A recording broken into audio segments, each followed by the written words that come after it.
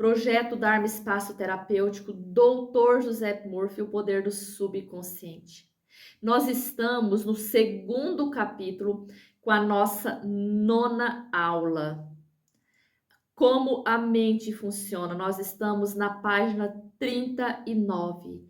Amados, Dr. Joseph Murphy, que já retornou à fonte, é muito recente a passagem comparando a um grande místico que ele foi, que ele segue sendo, porque a consciência dele é eterna, é a casa do Pai. Então, para nós é muito recente.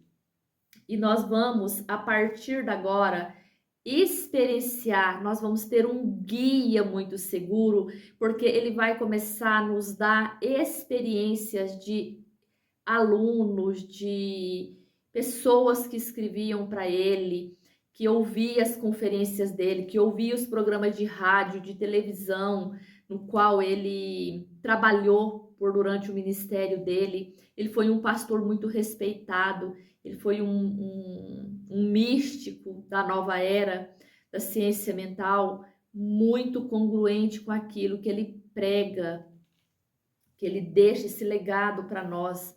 Nós teremos que ser muito grato por essa generosidade do Dr. Joseph Murphy. E a partir desse segundo capítulo, ele já vai nos conduzir às experiências de pessoas reais. E ele com certeza colocou algumas informações de experiência da vida dele, das experiências dele, mas ainda assim esse guia, que são os próprios experimentos, vai trazer para nós muita luz. Vamos ficar atento a partir desse segundo capítulo, porque é muito rico em conhecimento. As experiências, as histórias contadas vão nos servir de guias, vão servir de experiência, vão seguir de motivação para nós colocar isso tudo na prática. Experimentos feitos por psicólogos. A partir daqui, o Dr. Joseph Murphy vai nos esclarecer 2 pontos também principais. Ele vai nos esclarecer um pouco melhor sobre essas fantasias que temos no mundo hoje, na nossa atualidade, sobre a hipnose, sobre as regressões de memória, sobre perigos, sobre o que é e o que não é. O Dr. Joseph Murphy deixa isso muito claro aqui, para não trazer para nossa mente nenhum engano, porque dentro desse mercado de terapeutas, de psicólogos, de hipnólogos, de pessoas que trabalham com a mente, com o poder da mente, com a ciência mental, seja ela dentro das práticas terapêuticas, sendo dentro das práticas de hipnose ou da psicologia. Gente, tem muita fantasia, tem muita coisas que não é realidade, tem muitas banalização desse conhecimento. Dr. Joseph Murphy coloca uma luz nessas fantasias, para que nós temos o discernimento de separar o que é verdade e o que é fantasia. Porque tem muita coisa hoje na internet que precisamos ter mais cautela. Experimentos feitos por psicólogos. Psicólogos e outros profissionais realizaram inúmeras experiências com indivíduos em transes hipnóticos. A pesquisa demonstrou claramente que a mente subconsciente não faz seleção e comparações necessárias ao processo de raciocínio. Ela aceita quaisquer sugestões, por mais falsa que seja. Tendo aceito, reage de acordo com a natureza da sugestão recebida. Amados, aqui ele está deixando muito claro que a nossa mente ela aceita a sugestão, seja de um hipnólogo, seja de um terapeuta de regressão de memória, mas ele vai dar mais para frente a nós que a nossa mente, por mais que ela seja sensível a essas informações, nem todo mundo recebe esses comandos. A gente vai observar que é muito perigoso pessoas que não têm esse discernimento, que não tem essas opiniões próprias e deixa passar tudo o que escuta, tudo o que vê para a mente subconsciente, e é por isso que a gente vê tantas tragédias em nosso mundo ao nosso redor, porque as pessoas não sabem filtrar tudo que eles vê, tudo que eles escutam, eles vai permitindo entrar todo esse lixo, todas essas coisas que não servem, vai permitindo entrar na mente, e isso vai ter que ser de alguma maneira materializado no mundo da forma, seja em forma de doença, seja em forma de conflito, seja em forma de tristeza, seja do que quer que seja estado, seja experiência, seja um fato. Isso tem que manifestar, se passar para a mente como verdade. Mas durante os capítulos seguintes, a gente vai falando sobre essas realidades e essas fantasias, dando um exemplo de como ela é sugestionável. Se um hipnotizador experiente sugerir ao sujeito que ele é Napoleão Bonaparte, ou mesmo um gato ou um cão, ele representa esse papel como inimitável precisão. Por um breve espaço de tempo, sua personalidade é mudada. Ele acredita ser o que ele quer que o hipnotizador disser que ele é. Gente, isso daqui não precisa ser necessariamente um hipnotizador, não. A nossa própria sociedade, as pessoas vão colocando na mente aquilo que o outro vê como verdade. As pessoas estão sendo hipnotizadas muitas vezes por um vocabulário, por uma gíria, por uma informação. As pessoas vão colocando aquilo na mente, eles vão acreditando e vivenciando aquilo como verdade. Isso também é uma forma de ser hipnotizado, e na maioria das vezes são hipnotizados em massa. Não é uma pessoa, duas pessoas. Às vezes uma cultura inteira, às vezes uma cidade inteira acredita naquilo, uma geração inteira vai acreditando naquilo, e aquilo não deixa de não ser um certo tipo de hipnotismo. Nós precisamos ter consciência e discernimento para separar aquilo que é verdade e aquilo que é fantasia, aquilo que é um condicionamento de outras pessoas para nós. Às vezes isso vem repassando de geração a geração. Às vezes os nossos pais acreditam em uma determinada coisa, nós nem sabemos o que é aquilo, nós já vamos replicando aquilo para os nossos filhos, para os nossos netos, para os nossos amigos, vivenciando aquilo como verdade. E a gente nem sabe o significado daquilo. E a gente vai replicando aquilo como verdade. Isso é um tipo de hipnotismo. O hipnotizador hábil pode sugerir um de seus estudantes que se encontre em um estado hipnótico, que suas costas estão coçando, que o nariz está sangrando, a outro que ele é uma estátua de mármore, e ainda a outro que ele está congelado em temperatura abaixo de zero. Todos eles seguirão a linha de sugestão específica que lhe foi dada, ignorando por completo todos os demais aspectos do ambiente que não digam a respeito à sugestão hipnótica. Este exemplo simples mostra a diferença entre a mente consciente racionadora e a subconsciente impessoal, não seletiva, e que aceita como verdade tudo aquilo que a primeira aceita como tal. Daí a importância de ter pensamentos, ideias e premissas que abençoam, curam, inspiram e que lhe enchem a alma de alegria. Amados, por isso nós precisamos trazer para a nossa mente, trazer para os nossos pensamentos, vivenciar aquilo como um sentimento, tudo que é nobre, tudo que cura, tudo que é belo, tudo que é alegre, porque isso também se torna uma verdade para nós e uma crença. Quantas vezes nós replicamos, nós pegamos uma ideia dos nossos pais que nem eles sabem o que significava aquilo e nós começamos a colocar como uma superstição.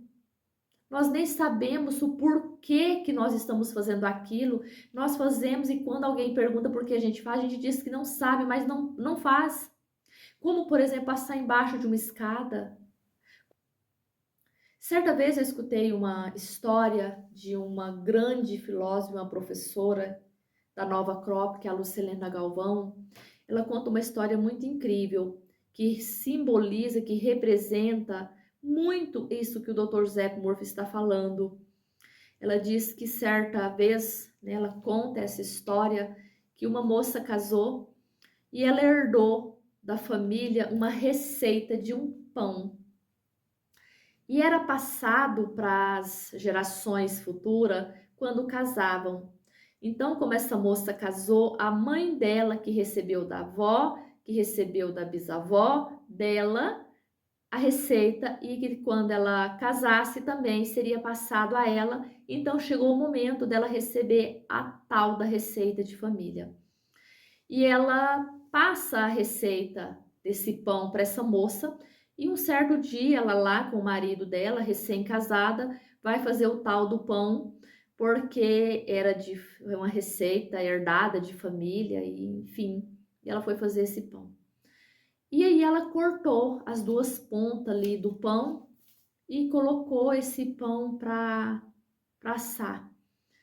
E o marido dela, observando ela fazer isso uma vez, duas vezes, aí ele perguntou por que ela cortava ali, né, as pontas do pão, a orelhinha do pão. E ela disse que não sabia, que ela viu a vida inteira a mãe dela cortar. E ela disse, então vamos perguntar para minha mãe por que ela cortava, se fazia parte da tal da receita herdada, herança de família, por que tinha que cortar ali as duas pontas do pão. E ela vai atrás da mãe dela e pergunta, né, para a mãe por que ela cortava as orelhinhas do pão. E a mãe também não soube dizer o porquê e vai até a casa, no caso da avó da moça que tinha acabado de herdar essa receita. E aí chega na casa da avó e pergunta, né? A mãe dela pergunta por que ela cortava a orelha do pão antes de assar. E a avó diz, porque a forma era pequena. Mas a mãe e a filha não tinha forma mais pequena, as formas já eram grandes. Por que tinha que cortar a orelhinha do pão? Vocês percebem que são hipnotismo? E às vezes, se a pessoa não cortasse ali, e se desse alguma coisa errada, vamos dizer assim, nessa receita, justificaria que era porque não cortou. Então, nós fazemos coisa que nós nem sabemos por que estamos fazendo, porque a gente viu alguém fazer, mas nós nem questionou por que essa pessoa faz aquilo, se aquilo vai fazer sentido para nós.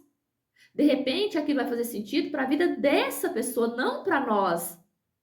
Por isso que nós precisamos preencher, hipnotizar a nossa mente com coisas que seja nobre, que seja justa, que seja alegre, porque isso vai contaminar a vida de outra pessoa, porque isso vai ajudar o dia dessa outra pessoa a ser melhor, seja um colega de trabalho, seja um filho, seja um marido, seja um vizinho. Quando nós carregamos sentimento, quando nós abençoamos o tempo inteiro a nós mesmos e o próximo, nós temos dias mais felizes, mais construtivos, mais produtivos. Já na página 40, o que a mente objetiva, o que é a mente objetiva e o que é a mente subjetiva. Mente objetiva e mente subjetiva. Mente consciente e mente subconsciente. Às vezes a mente consciente é chamada de mente objetiva, porque trata de objetos externos. Ela percebe o mundo objetivo. Como meio de observação, utiliza os 5 sentidos físicos. É a orientadora e a diretora de seus contatos com o ambiente. Obtemos conhecimento através dos 5 sentidos. Ela aprende através da observação, da experimentação e educação. Conforme observado antes, sua maior função é a do raciocínio. Então, amados, quando nós ouvimos falar de mente objetiva ou de mente objetiva e mente consciente, nós estamos falando da mesma coisa. Quando nós ouvimos falar de mente subjetiva e mente subconsciente, nós estamos falando da mesma coisa. Nós estamos falando daquela mente que só obedece ordem. A mente objetiva ou a mente consciente, ela dá ordem. É a mente que raciocina, é a nossa mente que diz para nós que precisamos parar no sinal de pare, que nós temos que ter o cuidado ao encostar no fogo, porque senão vai nos queimar, vai nos machucar. É para isso que a mente objetiva ou consciente nos auxilia. Por isso que ele está dizendo, é ela que percebe o mundo objetivo, é ela que faz a observação com os 5 sentidos. A nossa mente consciente sabe se está frio, se está calor. A mente consciente é aquela que diz, não, eu não vou fazer isso porque eu já fiz, isso me incomodou. Não vou fazer melhores escolhas, porque isso pode me gerar problema no futuro. Por quê? Porque se você não tiver esse raciocínio, tudo que passa para a mente subjetiva ou a mente subconsciente, ela vai trazer para o mundo externo, certo? Obtemos conhecimento através dos 5 sentidos. Por que que a mente objetiva ela é a mente que observa com os 5 sentidos? Porque quando nós conhecemos uma determinada experiência, é com o nosso 5 sentidos que nós conhecemos a experiência. Nós sentimos uma dor. É através da observação da mente consciente com o nosso 5 sentidos. Por quê? Porque através do tato, através ali do corpo físico, que nós sentimos a dor.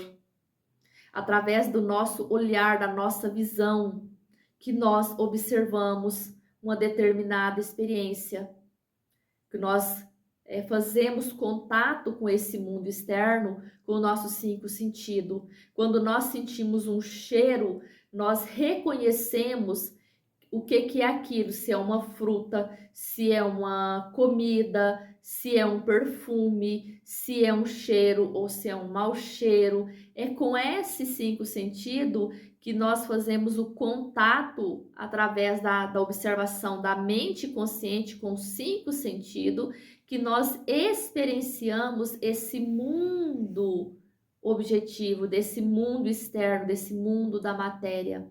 Com o tato, nós percebemos a solidez de um objeto.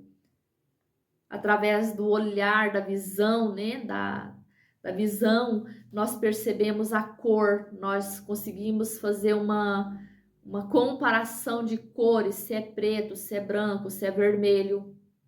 Então, nós conseguimos diferenciar, comparar. Através da audição, nós sabemos se é um som que é um som mais afinado, se é um som mais desafiado, se é um som de um carro, se é o som de um miadinho de um gato. Nós diferenciamos, nós fazemos essas comparação. É para isso que a mente serve. É como se ela fosse uma tela que ela separa, é como se fosse um guardião que não deixa passar qualquer coisa.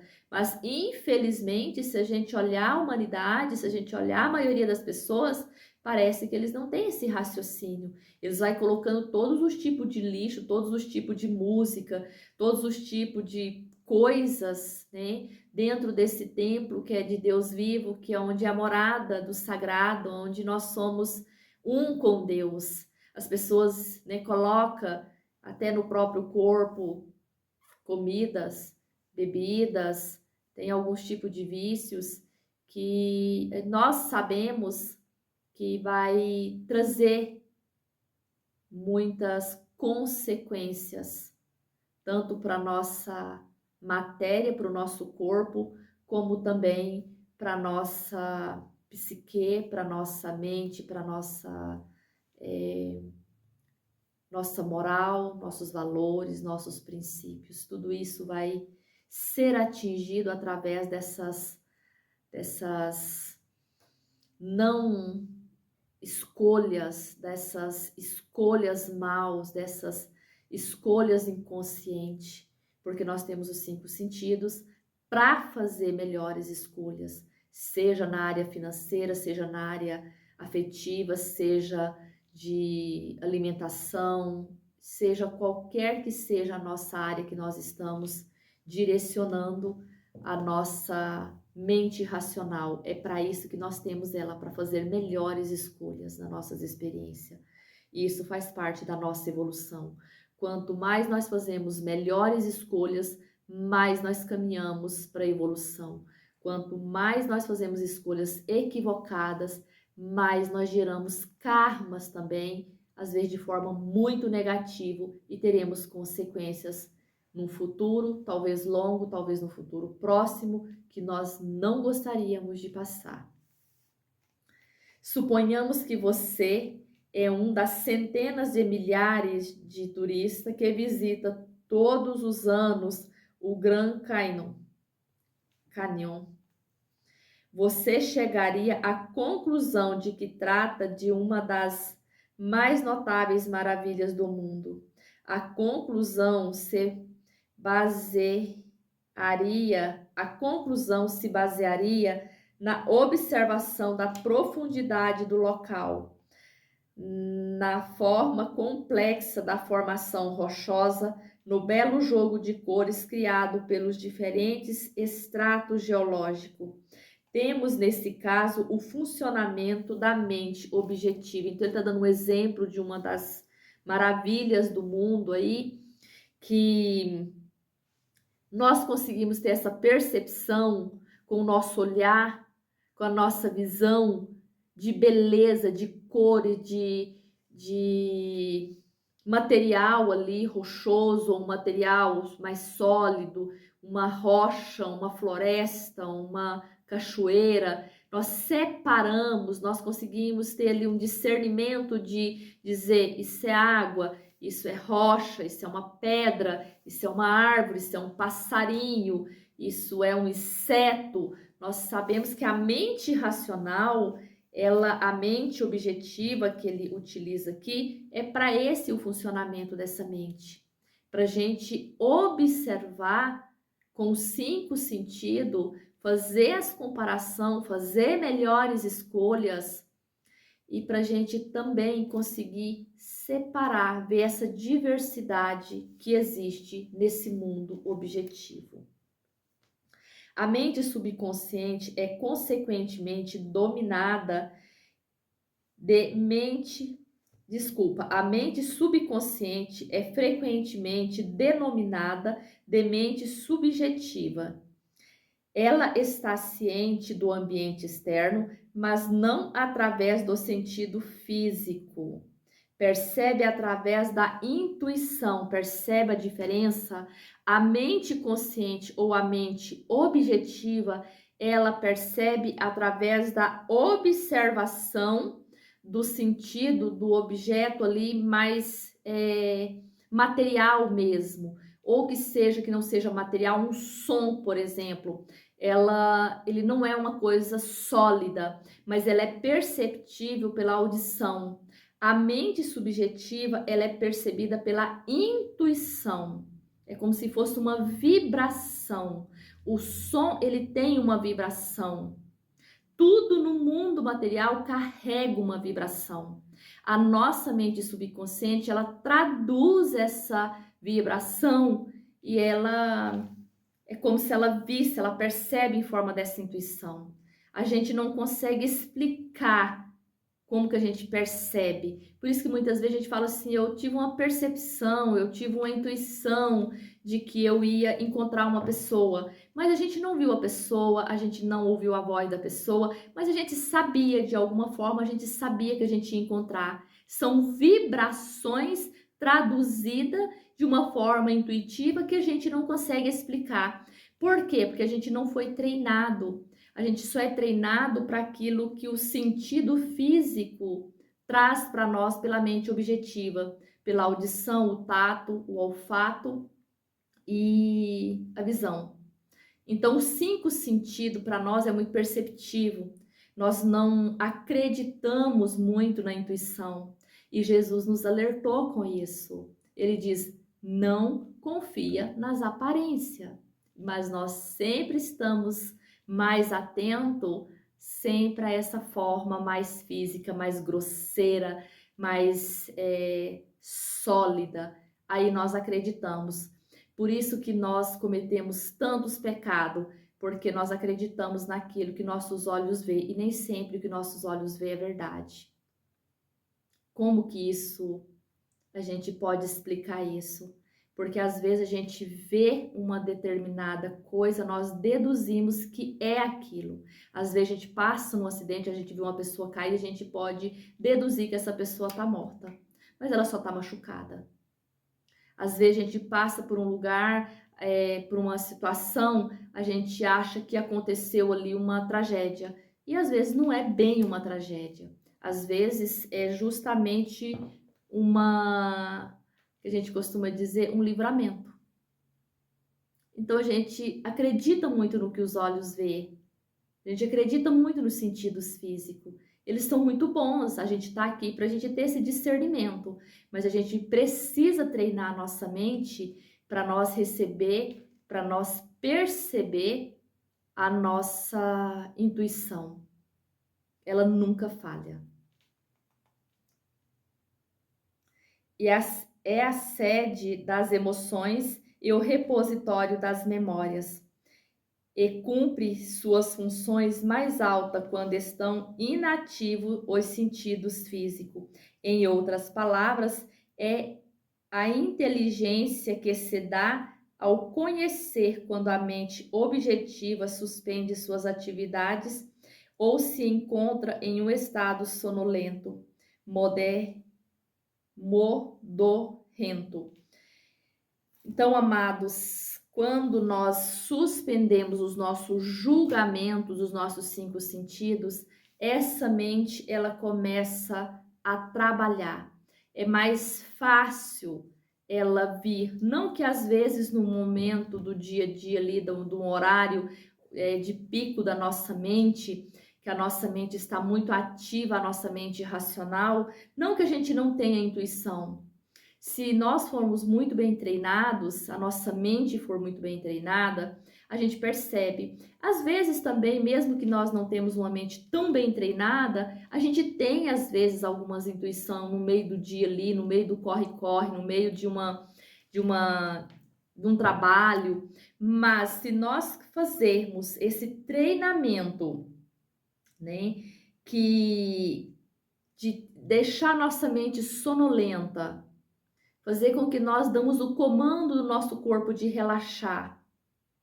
A nossa mente subconsciente, ela começa a tomar, ter controle da situação. Aí nós conseguimos ver com mais clareza. Para isso nós precisamos treinar. Por isso que o Dr. José Murphy diz, é a sede das emoções, o repositório das memórias. Cumpre funções mais altas quando estão inativos dos sentidos físicos. Elas têm mais, a função é mais ativa quando nós suspendemos o nosso julgamento com os sentidos físicos. A nossa mente subconsciente, ela ouve sons, vê imagens que nós não conseguimos ver com os olhos. E quando nós temos essa percepção com essa mente, nós temos dificuldade de acreditar. porque muitas vezes nós julgamos que é irracional e realmente é. Por isso que nós chamamos de milagres. Como que nós vimos uma coisa antes dela acontecer? A nossa mente objetiva não aceita. Quando nós chamamos esses eventos de milagres, é quando nós vemos uma coisa antes de acontecer, ou que nós também podemos ver algo que já aconteceu no passado, que às vezes nós nem tínhamos nascido nesse corpo. Às vezes do nosso antepassado, de algum parente muito longínquo. Às vezes nós vemos um evento, uma situação que ocorreu com pessoas que anos depois nós ficamos sabendo que aquilo realmente aconteceu, que aquilo realmente foi verdade, né? Mas nós temos dificuldade de acreditar. Por isso nós precisamos treinar nossa mente. Quando nós treinamos, o que é esse treinamento? É nós tirar o julgamento dos sentidos físicos. Treinar nossa mente é suspender esse julgamento dos sentidos físicos. Como que nós fazemos isso? Primeiro, tendo muita força de vontade, porque nós somos muito impacientes com isso. A nossa mente gosta muito de ficar ativa, ficar julgando, ficar fazendo algo, ficar vendo, percebendo com os nossos sentidos, com os nossos 5 sentidos físicos. Aquilo nós sentimos mais seguros. Quando nós temos o tato, o olfato, a visão, é como se nós sentíssemos mais seguros. E isso é uma tremenda de uma ilusão, porque nem sempre nós conseguimos controlar essa situação do lado de fora, para não dizer sempre. Porque quando nós controlamos dentro de nós, a própria experiência, os fatos e as condições, ela se resolve por si só. Então, a forma mais inteligente de nós controlarmos os eventos do lado de fora é trabalhar internamente, com a nossa mente subconsciente, treinando ela, junto com a nossa mente racional, porque para nós fazermos isso, nós precisamos querer, nós precisamos ter consciência disso. E para isso, nós precisamos da nossa mente racional. Então, não dá para trabalhar com uma mente sozinha. Ela é um casamento das duas que, quando nós unimos, é muito perfeito, é muito poderoso. A nossa força de vontade, dizer, eu quero e vou fazer isso. Isso é um comando da mente racional. E a mente subconsciente ou a mente subjetiva obedece essa ordem. Então tem que trabalhar as duas junto, como se fosse um casamento. A própria escritura diz que a mulher é submissa ao homem, a mente subconsciente é representada, né? A mulher é representada pela mente subconsciente e a mente consciente é representada pelo masculino, o yin e o yang. Então, quando a escritura diz que a mulher é submissa, estamos falando que a nossa mente racional, ela dá comando à mente subconsciente. Por isso que é considerada a mulher e o homem, mas a Bíblia não estava falando de mulher aqui, né, o feminino, e um homem, o marido. Eu acho que isso é muito mal compreendido e precisamos colocar um pouco mais de luz quando nós fizermos os estudos das escrituras, inclusive da Bíblia. A mente subconsciente ou a mente subjetiva vê sem usar os órgãos naturais da visão. Possui a capacidade de clarividência, de clareaudiência.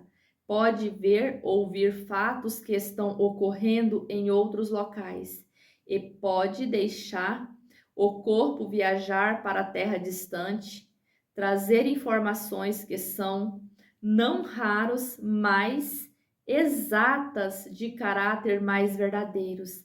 Graças a ela você pode ler os pensamentos dos outros, saber o conteúdo de envelopes fechados ou intuir as informações gravadas em um disco de um computador sem usar o drive. Amados, isso é tão interessante porque todos nós podemos fazer isso com muita responsabilidade, com muito treino, com muito estudo. Não é qualquer pessoa que vai ler esse livro e já vai fazer essas proezas. Claro que não, porque senão o conhecimento nas mãos inadequadas é um perigo. Por isso que precisa de muito treinos, precisa de muitos estudo, precisa de muita responsabilidade.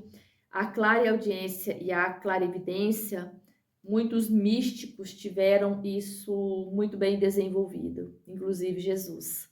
Então, às vezes a gente acha que a gente teve uma experiência de uma vida passada e nem é. Às vezes a gente visitou durante o sono, em alguns momentos dessas viagens, que ele chama de viagens astrais, a gente, no momento ali de sono, de um transe que a gente, às vezes no dia, no meio do momento do dia, a gente às vezes dá uma desligada e a nossa consciência vai viajar por vários planos, por várias épocas, né? E traz para nós essas informações. Mas isso não significa que foi uma experiência que nós vivenciamos. Às vezes nós vamos lá e coletamos essas informações e depois nós temos a percepção, nós temos como se fosse uma lembrança. Às vezes a gente chega num lugar e a gente fala, nossa, eu conheço esse lugar, como se eu já tivesse vindo aqui. E às vezes a gente viaja, a gente encontra pessoas nesses lugares, a gente depois encontra essas pessoas e fala, nossa, eu tenho a sensação que eu já vi essa pessoa. Eu tenho a sensação que eu já estive aqui em algum momento. E às vezes isso pode acontecer durante o sono, às vezes durante esses transes que a gente tem, no intervalo muito pequeno, muito rápido, que a gente não percebe, a gente pode fazer essas viagens curtas e trazer essas informações. Ele diz, pode deixar o corpo fazer essas viagens para a terra distante e trazer informações que são de caráter muito verdadeiros. Então a gente pode fazer isso, a gente pode visitar países, pode visitar parentes, pessoas que já estão do outro lado do plano, que já faleceu há muito tempo, que nós nem conhecemos, nós podemos visitar. Nós podemos visitar eventos que ainda vão acontecer. Claro que tudo isso eu repito de forma muito consciente, de forma muito responsável e precisa de treinamentos, porque isso também acaba que sendo muito perigoso. Por quê? Porque às vezes as pessoas desenvolvem essas faculdades e elas não têm capacidade de discernimento para conduzir depois desse despertar. Então, tem muitos e muitos videntes que lê cartas fechadas. Na Índia isso é muito comum. Ver pessoas que vão chegar em meses para frente, dias, ler alguma informação que está no computador. Na época era muito carta, porque nós não tinha a tecnologia que nós temos hoje. Isso pode acontecer.